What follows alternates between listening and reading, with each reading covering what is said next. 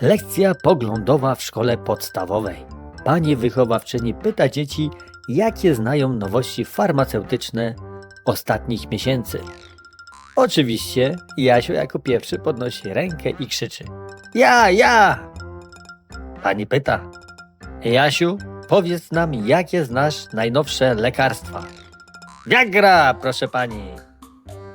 Zaskoczona pani, nie wiedząc co powiedzieć, upewnia się, czy aby dobrze usłyszała. Jaś potwierdza pani, pyta dalej: a na co, Jasiu, twoim zdaniem ta Viagra jest? Na staraczkę, proszę pani. Jak to, Jasiu, na staraczkę? Jesteś pewien? Pyta zaskoczona pani. Tak, proszę pani. Co wieczór moja mama mówi do taty: zażyj tę Viagrę, może ci to stwardnieje.